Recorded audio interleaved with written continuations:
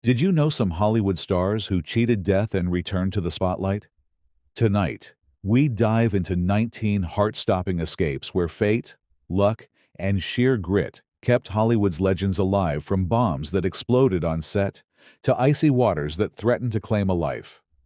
Harold Lloyd's bomb prop calamity, 1919. The photograph session was supposed to be a gag. Comedian Harold Lloyd, fresh from bumping into Broadway, holding a fake bomb for a publicity still on the old Pathé lot. The prop man handed him what looked like a black grapefruit with a sputtering fuse. Unknown to everyone, it was a live Navy smoke bomb, left over from a training film.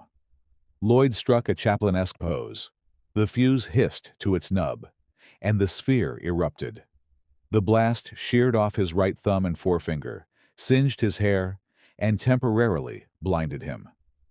Studio medics hustled him to Good Samaritan Hospital, where surgeons performed skin grafts and fitted a flesh-colored rubber glove with an articulated thumb stub. Paramount's insurance actuaries estimated a $250,000 loss if Lloyd never worked again. Yet, 6 months later, he was back dangling from a skyscraper clock in safety last. Cameraman Walter London framed shots to hide the prosthetic, and audiences never suspected. Lloyd's paycheck eventually hit $1.5 million a year. Proof that an explosion meant to end a career merely detonated the myth of Hollywood's indestructible glasses character. Dorothy Gibson survives the Titanic, 1912. Mid-Atlantic icebergs weren't on the itinerary when silent screen ingenue Dorothy Gibson and her mother boarded RMS Titanic as first-class passengers on April 10, 1912. 4 nights later, the ship shuttered at 11:40 p.m. Gibson felt the impact while playing bridge in the Café Parisien. She hustled topside still wearing her silk evening gown and boarded Lifeboat 7, capacity 65, occupants 28, commanded by 5th Officer Lowe. 2 hours after the liner vanished, Lowe returned to pick up swimmers. Gibson, rowing furiously, helped haul 3 men from 29-degree water. Safe in New York aboard the Carpathia, she wired Eclair Studios.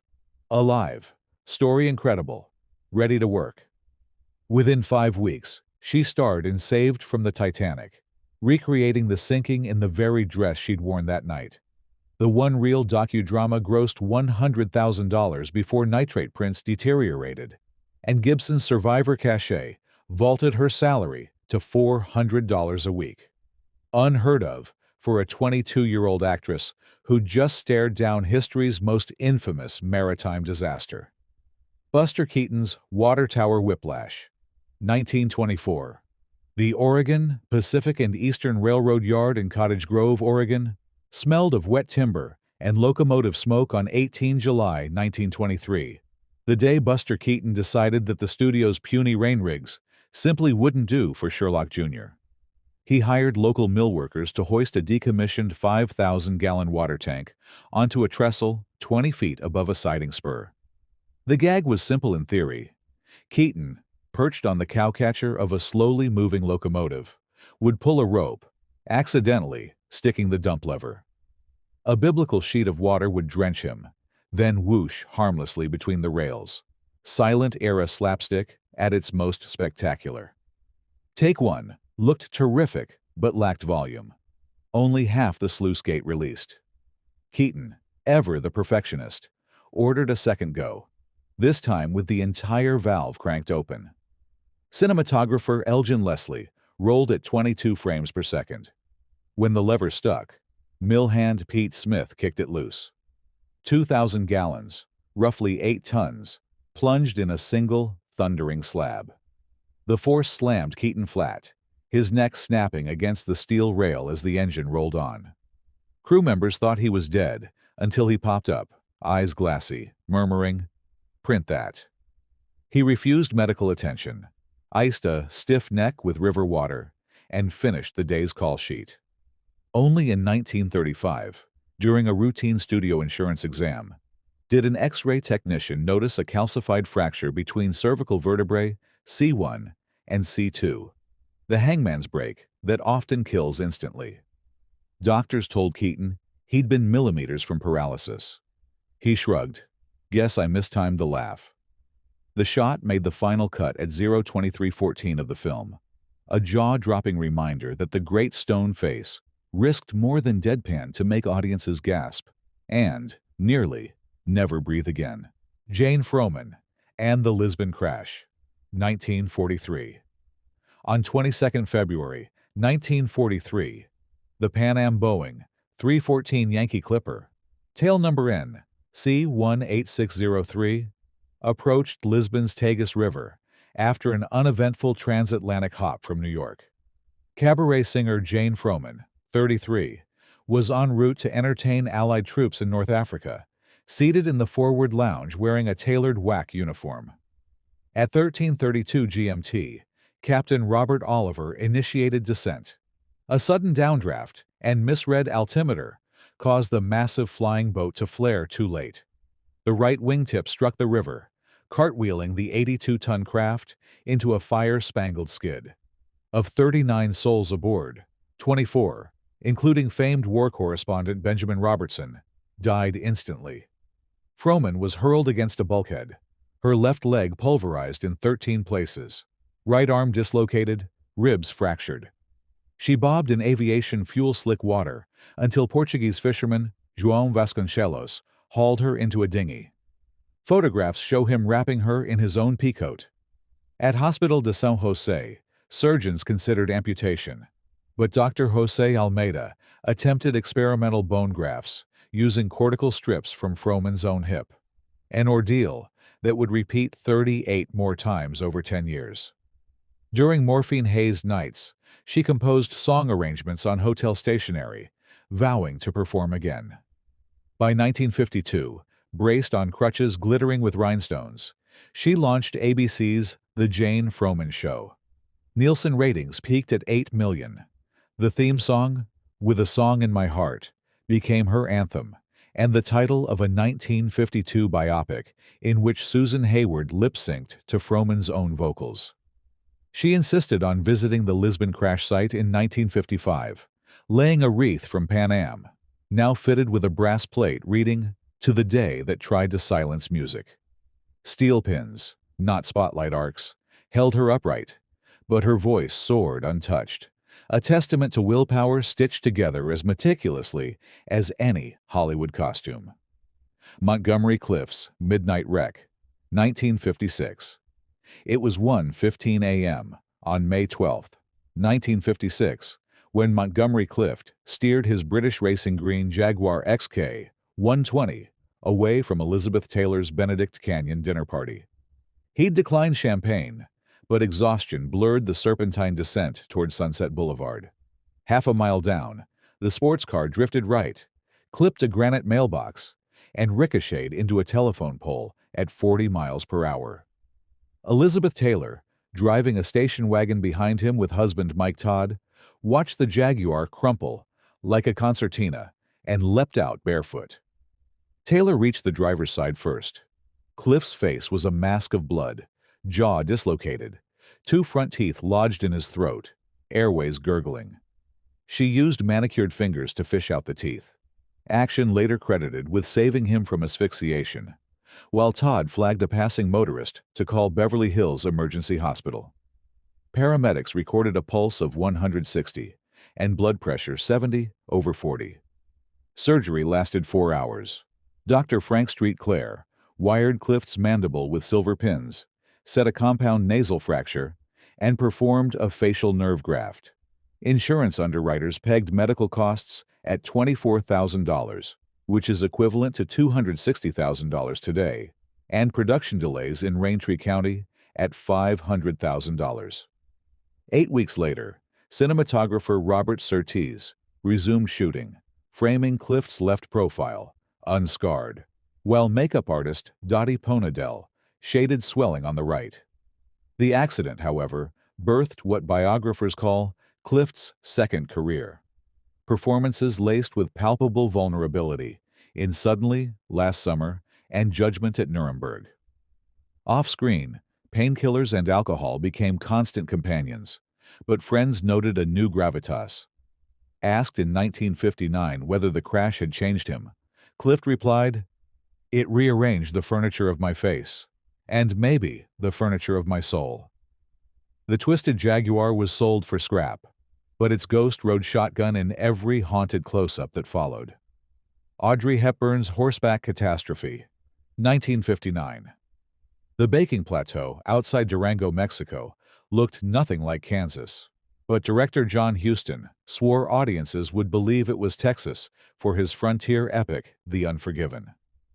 On 28 October 1959, the call sheet read simply, "Rachel gallops past camera, dismounts." The horse, a high-strung chestnut gelding nicknamed Dice, for the white pips on its fetlock, had behaved all week. But when an armorer test-fired a blank to check sound levels, Dice reared, piston-kicked, and flung Audrey Hepburn backward onto a field studded with volcanic rock. Co-star Burt Lancaster sprinted over, yelling for a medic while Huston killed the cameras. At Durango General Hospital, X-rays showed 3 transverse fractures, T6, T7, and T8, plus uterine bleeding that threatened Hepburn's 8-week pregnancy. Studio physician Dr. Ramon Zaragoza ordered a striker frame brace and absolute bed rest. Mirish Productions accountants tallied potential shutdown losses at $500,000, while insurers dispatched adjusters to photograph the saddle cinch and terrain. Hepburn insisted shooting resumes around her. Huston rewrote scenes, so Rachel sat on wagons or leaned against porch rails. After 6 weeks in a rigid fiberglass corset, she remounted Dice to finish the gallop that had nearly ended her career. Sadly, she miscarried 2 weeks later in Switzerland, a grief she kept private until biographer Barry Paris revealed hospital notes decades later. The film wrapped in March 1960. Reviews were tepid, but Hepburn's resilience became lore on backlots. 2 years later, she floated down Fifth Avenue in Breakfast at Tiffany's, earning an Oscar nod and proving that elegance can bloom above mending vertebrae. Asked by Life magazine about the Durango Fall, she smiled, "I learned you must sit tall, even when the horse disagrees." Kirk Douglas's Coin Toss Reprieve, 1958. Palm Springs Airport, March 23, 1958.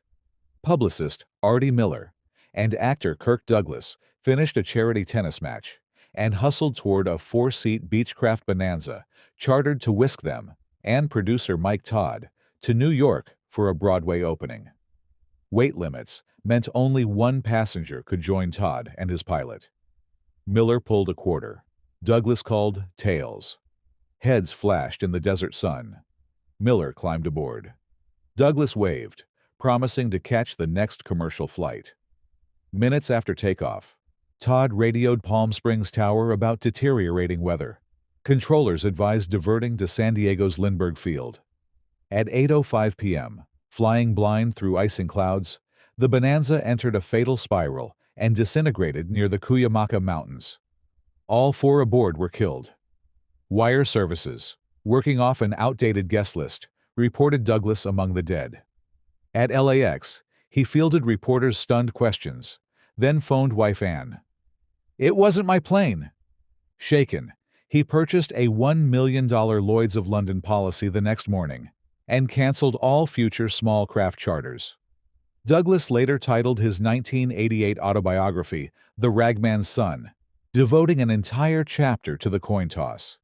Every page you're reading exists because of heads, not tails. He endowed the Artie Miller Scholarship at Palm Springs High in his friend's memory and donated $50,000 to upgrade the airport's weather radar. The National Transportation Safety Board cited airframe icing and pilot error, factors Douglas could neither have predicted nor survived. Yet every time he stepped on set, Spartacus filmed that summer, crew members glanced skyward, quietly noting that fate had already spent its bullet on him. Elizabeth Taylor's Fever of Fate, 1958. On 21 March 1958, Elizabeth Taylor awoke in her Benedict Canyon bedroom drenched in sweat, thermometer spiking at 102 degrees Fahrenheit. Husband Mike Todd, flush from winning the Oscar for Around the World in 80 Days, urged her to rally for his publicity dash to New York aboard his Lockheed Lodestar, Lucky Liz. Dr. Rex Kennemer diagnosed influenza, administered penicillin, and ordered bed rest. Taylor tearfully kissed Todd goodbye, promising to join him in 2 days. At 10:22 p.m., cruising at 10,000 feet over Grants, New Mexico, the Lodestar encountered severe icing. Propeller imbalance tore an engine from its mount. The aircraft broke apart and plummeted into the Zuni Mountains, exploding on impact. All 6 aboard, including Todd, co-pilot Bill Verner, navigator Tom Barkley, and journalist Art Cohn, perished. Wire services transmitted the bulletin at 2:15 a.m. Taylor's maid answered condolence calls, while the actress lay semi-conscious, feverish, and unaware. Studio fixer Eddie Mannix rushed over with sedatives. At dawn, Taylor learned the news from Todd's best friend, Eddie Fisher, whose shoulder she soaked with tears. She kept Todd's platinum wedding band on a chain the rest of her life and named their Bel Air home, Casa Elizabeth, after him. The tragedy shifted her public image from violet-eyed siren to resilient widow, smoothing acceptance of her controversial romance with Fisher months later. In interviews, she credited a miserable little virus for sparing her life, adding, "Sometimes the body knows what the heart can't yet accept." Todd's crash spurred the FAA to tighten de-icing regulations on executive aircraft, a legacy of loss that began with a thermometer reading no studio publicist could spin. Howard Hughes and the XF-11 Inferno, 1946. Dusk settled over Beverly Hills on 7th July, 1946, as industrialist Howard Hughes climbed into the cockpit of his silver XF-11 prototype, a twin-engine reconnaissance monoplane powered by experimental 3,000 horsepower Pratt and Whitney R-4360S. The test flight from Culver City's Hughes Airport began smoothly, but 90 minutes in, a hydraulic leak robbed the right propeller of pitch control. Witnesses heard the engine overspeed, coughing black smoke as Hughes aimed for an emergency landing at the Los Angeles Country Club fairway. He never made it. The crippled aircraft skimmed the rooftops of Roxbury Drive, clipping Jacques Mapes's home, then shearing the facade off dentist Dr. Charles French's tutor. It finally augured into the lawn of 808 Beverly Drive, erupting in a geyser of aviation fuel. Marine Master Sergeant William Durkin, on leave next door, sprinted through flame to haul Hughes from the smoldering cockpit, sustaining second-degree burns on his own arms. Cedars of Lebanon Hospital admitted Hughes with multiple rib fractures, a collapsed right lung, third-degree burns over 30% of his torso, and a displaced collarbone. Surgeons pumped 50 units of plasma and administered morphine every 3 hours. Doctors predicted death within 48 hours. Hughes defied them, designing a custom hospital bed with overhead pulleys so nurses could reposition him without aggravating shattered bones. He insisted on daily engineering meetings in his room, dictating fixes to the XF-11's hydraulic system. 2 years later, still swaddled in elastic bandages, he piloted the 200-foot span H-4 Hercules Spruce Goose for its sole 1-mile flight, proving at least to himself that the sky remained his domain. The charred propeller blade from 808 Beverly Drive now hangs in the Smithsonian, a twisted reminder that even the richest man in Hollywood couldn't buy immunity from gravity, only the stubbornness to rise again. Jimmy Stewart's flak-riddled bomber, 1944. At 7:25 a.m. on 14 October 1944, Lieutenant Colonel James Maitland Stewart climbed into the left seat of Wee Willie, a consolidated B-24J assigned to the 703 Squadron 445th Bomb Group. The target, Schweinfurt's Kugellagerwerke, ball-bearing plants, vital to the German war machine. Formation altitude was 23,000 feet. Outside temperature, minus 38 degrees Celsius. 30 minutes from the initial point, radar picked up a wall of 88-millimeter flak. At 0943, a shell burst under Stewart's port wing, ripping a 2-foot hole through rib 17, severing the main hydraulic line, and spraying flaming JP-1 across the nacelle. Co-pilot Major Robert Carden feathered engine number 2, while Top Gunner Sergeant Harold James smothered sparks with CO2. Radio crackled with maydays. 13 Liberators in the 47-plane group were hit. 5 spiraled down in flames. Stewart ordered bomb bay doors opened manually and toggled the 5,000-pound payload at 0951, scoring hits documented by strike photos later used in an Army pictorial bulletin. With hydraulic fluid gone, landing gear and brakes were dead. The crew jettisoned everything not bolted down. 50 cal ammo, flak vests, even the Norden bomb sight under a destruction order to lighten the ship. Stewart throttled back to 145 knots, coaxing the cripple home on 2 engines, while Navigator Lieutenant Nick Gurkovich plotted a dogleg route to avoid Cullen's flak boxes. 4 hours later, Wee Willie crossed the English coast at Cromer with fuel gauges on fumes. Stewart executed a flapless, gear-up belly slide onto RAF Tibenham's grass overshoot, sparks trailing like a comet. Crew Chief Technical Sergeant Eddie Jost counted 187 shrapnel holes in the fuselage. Miraculously, no crewman was seriously wounded. For extraordinary gallantry and cool leadership, Stewart received the Distinguished Flying Cross, a decoration he never mentioned during press junkets for "It's a Wonderful Life," quietly filing his combat log instead among family keepsakes. Sammy Davis Jr.'s Night on Route 66, 1954. The clock read 1:35 a.m., 19 November 1954, when a lime green 1954 Cadillac Eldorado convertible roared west along the dark curves of U.S. Route 66 near Cajun Pass. At the wheel was Sammy Davis Jr., 28, fresh off a 2-show night at the Frontier Hotel in Las Vegas. Riding shotgun, valet Charlie Head.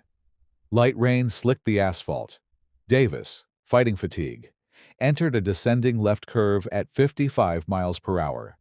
10 over the advisory. A southbound Peterbilt tractor trailer drifted across the center line, attempting an illegal pass. The Cadillac's left front fender met the truck's steel bumper head-on. Impact drove the non-collapsible steering column into Davis's face, shattering the left orbital bone, nasal bridge, and cheek. Head escaped with a broken arm. Davis stumbled onto the shoulder, cupping his bleeding eye. Off-duty Marine Frank Brewer applied a tourniquet ripped from his shirt, while motorist Vera Gilpin flagged a highway patrol cruiser. Ambulance logs show Davis arrived at San Bernardino County Hospital with blood pressure 80/40 and a pulse of 130. After a 4-hour surgery, Dr. Frederick Hull removed the mangled eye and packed the socket.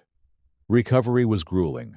Depth perception therapy with beanbags, vocal sessions to maintain breath control, and nightly phone calls from Frank Sinatra insisting, "Hurry back, kid." Ocularist Dr. Leon Herzig crafted a hand-blown brown glass prosthesis for $1,500, matching Davis's remaining eye to the exact fleck. 8 weeks later, Eye Patch retired. He returned to the frontier, opening with "That Old Black Magic." Audience members gasped when he twirled, nailed the spotlight, and wisecracked, "I'd give my right eye to be here," but the left one volunteered. The crash also sparked his spiritual search. During convalescence, he studied with Rabbi Max Nussbaum, converting to Judaism the following year. Proof that even catastrophe can pivot a life toward unexpected light. Doris Day's train collision, 1937. On 13 October 1937, 15-year-old Doris Kappelhoff, not yet Day, hitched a ride with friends to a Cincinnati dance audition. Their 1936 Ford Tudor idled at a grade crossing on Red Bank Road, assuming the distant Pennsylvania freight train would clear first. A second, unseen eastbound freight thundered through at 40 miles per hour, plowing into the sedan's rear quarter panel and tossing it 60 feet into a drainage ditch. Rescuers cut Kappelhoff from the wreck.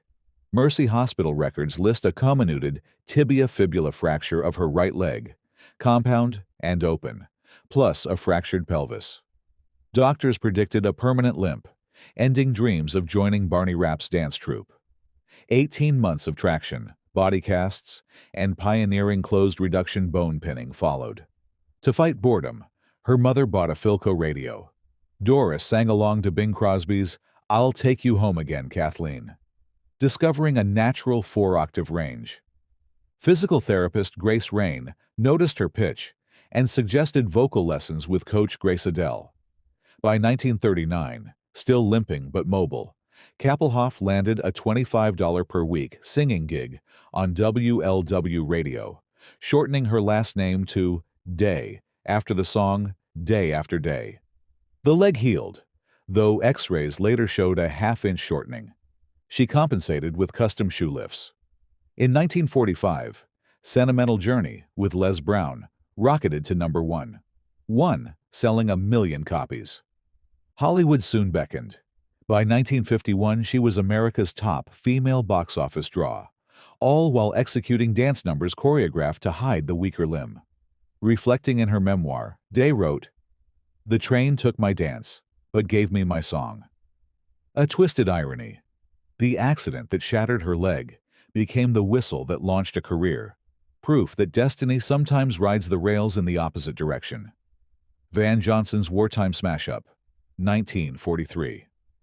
At 8:40 a.m. on 31st March, 1943, MGM contract star Van Johnson, 26, slid behind the wheel of his maroon 1942 Buick Roadmaster convertible to carpool from his Beverly Grove bungalow to Culver City's Stage 27, where Victor Fleming was shooting A Guy Named Joe. Rain slicked Venice Boulevard. A Navy mechanic in a Studebaker coupe ran the red at Overland Avenue and broadsided Johnson's driver's side at 40 miles per hour. The Buick spun, sheared a fire hydrant, and came to rest against a trolley pole. Cedars of Lebanon ER charts logged a linear skull fracture over the left parietal bone, broken cheekbone, fractured nose, and facial lacerations requiring 60 stitches. Neurosurgeon Dr. Howard Street Clare inserted a 2-inch metal plate to reinforce the skull. Johnson's insurance covered the $3,800 surgery. Production shut down for 17 days, bleeding $100,000 a day in crew salaries and B-24 mock-up rentals.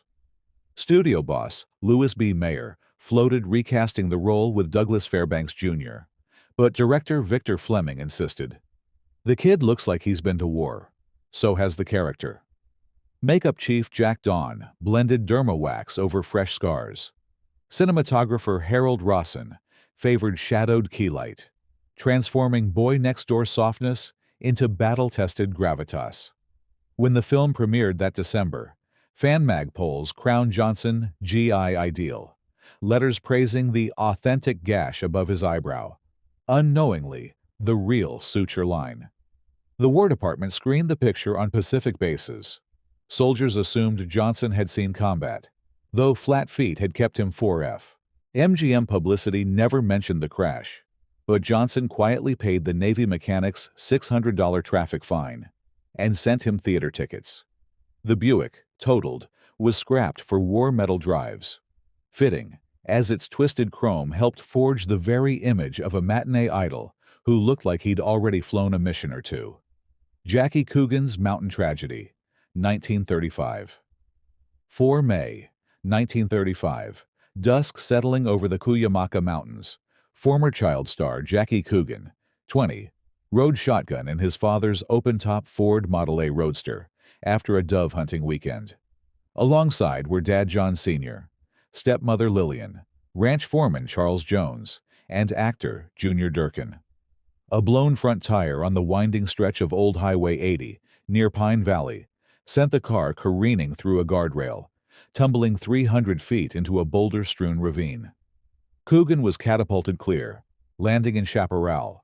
The others died on impact. Civilian Conservation Corps workers heard the crash and rappelled down, finding Coogan semi-conscious with a compound fracture of the left tibia, scalp lacerations, and bruised ribs. He was hauled up in a canvas stretcher, then driven 45 miles to Mercy Hospital, where doctors set the leg with an intramedullary pin. Experimental at the time. Newspapers splashed "Kid Star Sole Survivor" across front pages. Hollywood paused in collective grief. While recuperating, Coogan learned that the $4 million he'd earned from The Kid and other hits had been spent by his mother and stepfather on real estate and luxury cars. Outrage over both the accident and his emptied trust galvanized public opinion. Coogan testified before the California legislature, leg still in a brace, urging passage of Assembly Bill 5-105, the Coogan Child Actors Bill. Signed in 1939, it mandated that 15% of a minor's earnings be set aside in a blocked trust. Coogan returned to the screen in character roles, and, decades later, as Uncle Fester on The Addams Family. But the mountain ravine's shadow lingered in every interview. Personal catastrophe had birthed industry reform, proof that sometimes Hollywood's most lasting legacy is written not in lights, but in law. Marilyn Monroe's gas heater scare, 1954. Early 3 February 1954, barely 2 weeks after returning from her honeymoon USO tour of Japan and Korea, Marilyn Monroe lounged in her Sutton Place apartment, 444 East 57th Street, Unit 2E. Outside, a nor'easter snarled Manhattan. Inside, her wall-mounted gas heater's pilot light sputtered. At 10:05 a.m., photographer Milton Green arrived for a life test shoot and found Monroe sprawled on a chaise, lips cyanotic, shallow breathing. He flung open French windows, dialed FDNY ladder 16. Firefighters recorded carbon monoxide levels topping 1,200 parts per million. Fatal within hours. Bellevue Hospital's intake noted carboxyhemoglobin at 18%, borderline toxic. Monroe revived after oxygen therapy, joking, "I always wanted to dye my hair platinum, not my lungs." Building Super Gus Valenti later discovered a $12 faulty thermocouple had snuffed the pilot, letting raw gas flood the unit. DiMaggio, on the West Coast, caught the red eye. Studio publicist Harry Brand kept the incident from gossip columns by labeling the hospital visit flu exhaustion. Monroe relocated to the Waldorf Towers, Suite 2728, while Sutton Place underwent venting upgrades and a new electric system at her expense, $1,850. Production schedules for There's No Business. Like show business, adjusted by 3 days. Fox accountants filed the delay under weather contingencies. The near miss stayed buried until 1987, when researcher Anthony Summers unearthed Bellevue logs in Freedom of Information files, sparking speculative biographies. Yet Monroe herself never referenced the scare. Diaries from that month mention only drafty windows. In a city fueled by steam heat and secrets, Hollywood's brightest star had nearly winked out over a dime-size valve. Another reminder that glamour sometimes depends on the unseen mechanics humming or hissing just out of frame. Carole Lombard's Laurel Canyon spinout, 1937. 5 years before the plane crash that claimed her life, Carole Lombard survived a high-speed skid on Laurel Canyon Boulevard. Returning from the Trocadero in a Packard convertible, she lost traction on wet pavement, fishtailed into a telephone pole, and cracked a rib. Her publicist suffered a broken arm. Lombard, ever the trooper, joked with reporters, "Pole came out better than I did." The near miss barely slowed her screwball momentum, but it added a grim foreshadowing to her legend. Rita Hayworth's electric jolt, 1943. Columbia's Stage 8 smelled of sawdust and fresh paint on 12 August 1943 as choreographer Jack Cole drilled chorus lines for CoverGirl. During a break, musical director Morris Stoloff signaled star Rita Hayworth to cue the 30-piece orchestra for tempo notes. She bounded to the nearest chrome microphone stand, unaware that a frayed grounding wire lay exposed beneath the riser. The instant her palm rapped the shaft, 110 volts shot up her arm, locking her muscles and freezing her in place. Stagehand, Shorty Peterson, yanked the power cable. Hayworth crumpled, eyes glazed, pulse a fluttering 48 beats per minute. Studio physician Dr. Carl Wallace injected 10 milligrams of morphine for shock and packed her blistered right hand in aloe gauze. Production chief Harry Cohn halted filming. Cost $30,000 per day in idle crew and rented camera gear. Electricians traced the fault to a miswired junction box, installing new copper earth leads per updated IATSE safety code. After 3 days' rest, Hayworth returned wearing a flesh-colored silk glove to mask the burn. In close-ups, see timestamp 10417, she keeps that hand tucked behind Gene Kelly's shoulder. Publicity spun the incident as exhaustion, but payroll memos show hazard pay of $250 credited to Hayworth's account. The only permanent mark, a half-inch scar at the base of her thumb, which she joked was "my little lightning bolt." For the GIs who taped her pin-ups inside barracks lockers, the goddess remained flawless, never revealing how close she'd come to being quite literally electrifying. Grace Kelly's Cliffside Skid, 1956. Late afternoon sun gilded the Grand Corniche above Monaco on the 14th of June, 1956, when newly minted Princess Grace Kelly decided to show husband Prince Rainier the coastal road she'd driven while scouting to catch a thief locations. She eased her cream Sunbeam Alpine into a downhill hairpin near EZ, unaware that a maintenance truck had spilled pea gravel hours earlier. Mid-curve, the rear wheels lost traction. The car fishtailed, rear bumper kissing a crumbling stone parapet, guarding a 300-foot drop to the Mediterranean. Instincts honed on Hollywood chase scenes kicked in. Clutch in, gentle countersteer, feathered brake. The Alpine lurched, clipped the guardrail, then halted inches from open sky.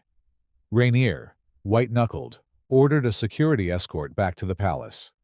Monaco's public works minister received instructions the next morning. Install continuous Armco barriers along all blind curves within the principality, an expense logged at 3.2 million francs. The palace press office downplayed the scare as minor brake trouble, but eyewitness fisherman Lucien Blanc told Nice Matin he saw the car dancing on the edge like a ballet. The incident faded, yet friends noticed Kelly drove only chauffeured limousines afterward. 6 years later, Alfred Hitchcock teased her, "Gracie, even your detours have suspense." Tragedy would revisit the same cliffs in 1982. But in 1956, the fairy tale princess proved she could still command a steering wheel, though Rainier quietly preferred she didn't. Anne Dvorak and the Blitz, 1941. Film noir stalwart Anne Dvorak arrived at London's Savoy Hotel on the 8th of September, 1941, determined to hear real bombs before playing war heroines. She requested a coveted Thames View suite, but a booking mix-up placed her in a courtyard room. Irritated, she unpacked anyway and joined friends at the hotel bar. At 11:18 p.m., air raid sirens wailed. Patrons descended to the reinforced basement ballroom as Luftwaffe Ho-111s droned overhead.